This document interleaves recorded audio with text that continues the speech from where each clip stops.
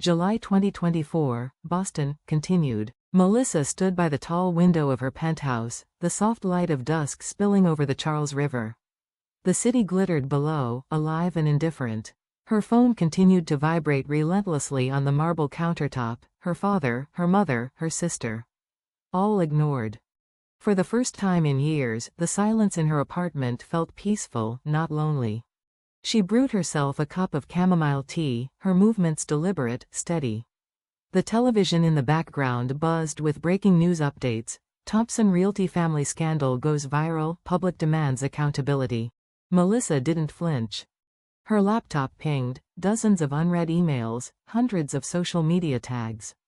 Reporters wanted statements, talk shows requested appearances, and even McKinley Partners' PR department asked if she wished to make a comment. She typed a short response. No comment. My focus remains on my work and my values. Then she closed her laptop. For a long moment, she simply stood there, gazing at the reflection of herself in the window, the woman who had once longed for her family's approval, who had spent years trying to prove her worth. But that woman was gone now. Meanwhile, across the city, chaos rippled through the Thompson estate. Patricia was on the phone, her voice trembling with barely restrained fury. This can't be happening. Do something, George. Get our lawyers. This video must come down. George rubbed his temples, pacing the room. The family's once unshakable empire was now the subject of national ridicule. The board demanded an emergency session. Investors were withdrawing. Partnerships were in jeopardy. On the living room television, a commentator's voice cut sharply. The arrogance displayed by the Thompson family is shocking. This is a lesson in public accountability. Sophie sat on the sofa, scrolling through thousands of hateful comments. Cruel, spoiled, disgraceful. Her image, once polished and admired, was now plastered across the internet as a symbol of elitism and entitlement. By morning, reporters were stationed outside their mansion gates. Flashbulbs exploded every time the iron doors opened. George emerged briefly, looking older, wearier. No comment, he muttered before disappearing back inside. Inside her penthouse, Melissa watched the chaos unfold on her television screen. But her expression remained unreadable. She received a message from her firm's CEO. Melissa, despite the media noise, the board supports you fully. You've handled this with dignity. Let's discuss a potential promotion next week. She smiled faintly, not with arrogance, but relief. For once, her career and her character stood on their own merit, unshadowed by her family's name. A week later, Melissa found herself in Cambridge, walking along the quiet banks of the Charles River. The late afternoon breeze carried the scent of summer rain. She stopped by a small park, a place she used to visit in college when life felt uncertain. Sitting on a bench, she pulled out her phone. One new message, from her father. Melissa, I'm sorry. I should have spoken up. The company is under review. Your mother and sister are staying out of public view. I understand if you don't reply, but I hope one day we can talk. Melissa stared at the screen for a long while, then locked her phone and set it aside. Some doors didn't need to be closed with anger, just quietly, firmly, and forever. That night, she wrote in her journal. I once believed belonging meant being accepted by others. But true belonging begins when you accept yourself, without apology, without seeking permission. Family can wound you deeply, but it can't define who you become. She placed the journal beside her pearl necklace on the nightstand. The city lights shimmered through the floor-to-ceiling windows as she lay down, finally unburdened. For the first time in her adult life, Melissa Thompson slept peacefully, not as someone's daughter, not as someone's sister, but as her own person.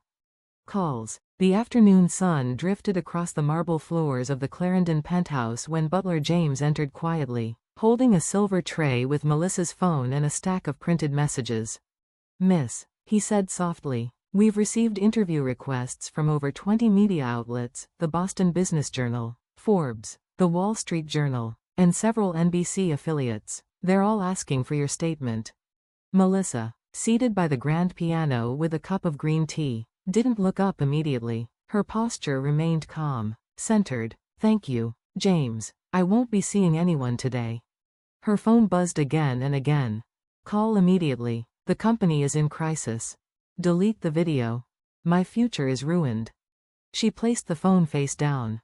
Online, the firestorm grew. On Twitter, opinion threads dissected the family dynamics, calling it a masterclass in toxic elitism. On TikTok, creators parodied the scene at the airport, splicing in sound effects and sarcastic captions. A trending hashtag Pearl Necklace Woman, turned Melissa into an unexpected symbol of grace under cruelty.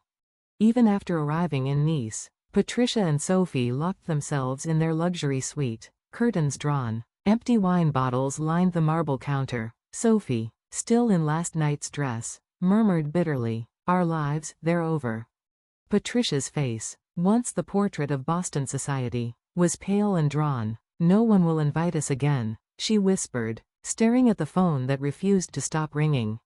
George stood on the balcony of his adjoining room, receiving a flood of messages from investors, partners, and journalists. The sea outside glimmered under the Mediterranean sun, indifferent to the chaos that had consumed his empire. Monday's stock price collapse seemed inevitable.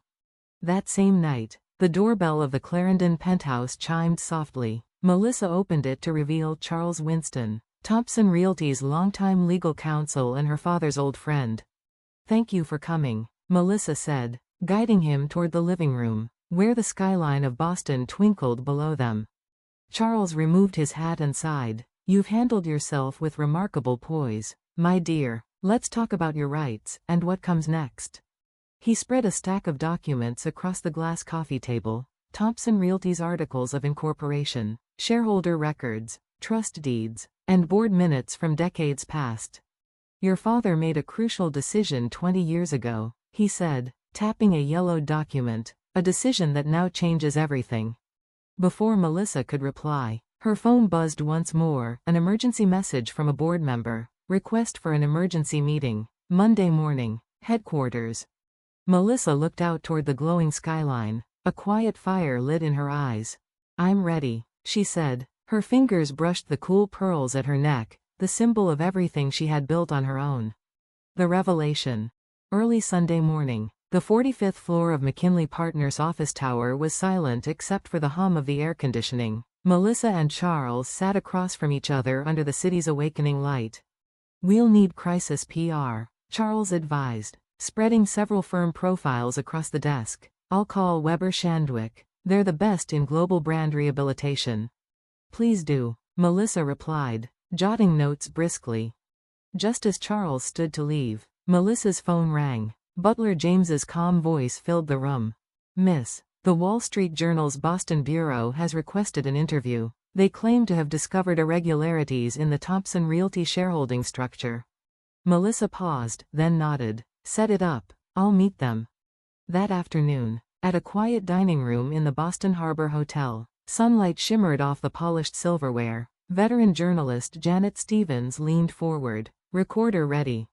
"Off the record at first," Melissa began. Her tone was cool but resolute. "Let me tell you what really happened at Thompson Realty 20 years ago."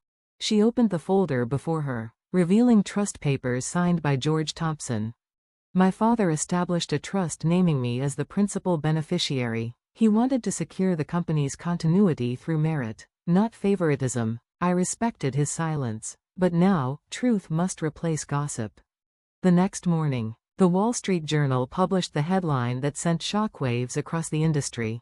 Thompson Realty, hidden succession plan revealed, supposedly excluded daughter is largest shareholder. The markets reacted instantly. Thompson Realty's stock surged as confidence returned. Investors began to see Melissa not as a victim, but as the rightful leader. The turning point. 2 days later, the Thompson Realty board convened in its 44th floor conference room. The atmosphere was tense, journalists swarming outside. Charles Winston presided calmly. "Our first agenda item, evaluation of a new management structure. Miss Melissa Thompson will present her proposal." Melissa rose from her chair in a navy Chanel suit, her posture composed and unyielding. The screen behind her flickered to life with a slide titled, "Vision 2030, Thompson Realty's Global Future." This reform plan restructures governance, enhances transparency, and positions the firm as a global real estate innovator, she said, her voice echoing confidently. When she finished, the The room fell silent, then the senior outside director spoke first. Miss Thompson, this is visionary. I vote in favor. One by one, hands rose in agreement. George Thompson sat quietly at the end of the table, his gaze fixed on his daughter. In that moment, pride softened the fatigue in his eyes. By nightfall, the Boston Globe broke the news. Melissa Thompson appointed CEO of Thompson Realty. Market soars on confidence in new leadership. In Nice, Patricia and Sophie watched the report in disbelief. Champagne glasses lay overturned on the floor. How? Sophie gasped. Patricia's lips trembled. She was supposed to be gone. Moments later, their inbox chimed. From Thompson Realty Legal Department. Subject: repayment demand, unauthorized borrowing and use of company funds. Sophie's hands shook. Her unauthorized shadow investments, disguised as corporate transactions, were finally uncovered. Letters and new beginnings. Days later, Melissa received an envelope at McKinley Partners. Inside, a handwritten letter from her father. My dearest Melissa, 20 years ago, I saw in you the strength and integrity of a true leader. Forgive me for staying silent so long. My leniency toward your mother and sister created this chaos. That is my burden to carry. You have proven yourself beyond measure. The company and my faith now belong to you. With love and respect. Father. Melissa folded the letter gently and placed it beside her pearl necklace. The sunlight through her office window cast a warm glow over the city below. A new nameplate gleamed on the CEO's office door. Melissa Thompson, Chief Executive Officer. 1 year later, July 2025. Boston basked again in midsummer brightness. From the 50th floor of Thompson Realty headquarters, the skyline stretched endlessly beneath a clear blue sky. On Melissa's desk lay the latest issue of Forbes, her portrait gracing the cover under the headline. Transforming a real estate empire, a new era begins with generational change. Miss, the second quarter reports are ready, Butler James announced. Thank you, James, she said, smiling. Under her leadership, Thompson Realty's stock had risen 80%, employee bonuses and salaries had increased, new projects had launched in 5 countries, and the firm had become a case study in ethical succession. Her phone buzzed. Caller ID. Mother. She let it fade to silence. On the television, a local station aired a human interest segment from New Hampshire. Patricia Thompson appeared in modest clothing, leaving a small-town grocery store, no makeup, no jewels. The headline read, Socialite turns housewife after public scandal. On another channel, Sophie's name scrolled across the screen, indicted for securities violations and ordered to repay millions. Melissa turned off the TV. Miss Thompson, your lecture at Harvard Business School begins in an hour, her secretary reminded her. Let's go, she said. Epilogue, The River. After her lecture, The Future of Family Business Governance, Melissa asked her driver to stop along the Charles River. The evening breeze rippled across the water. The city glowed in gold and crimson. She touched her pearl necklace, the same one she'd worn through triumph and humiliation alike. Her phone buzzed again, an unknown number from New Hampshire. She smiled faintly, slid the phone back into her bag, and looked out toward the skyline. Boston shimmered before her, no longer a battlefield, but home. James, she said softly later that night in her penthouse, are we ready for tomorrow's board meeting? Yes, miss, all materials are prepared.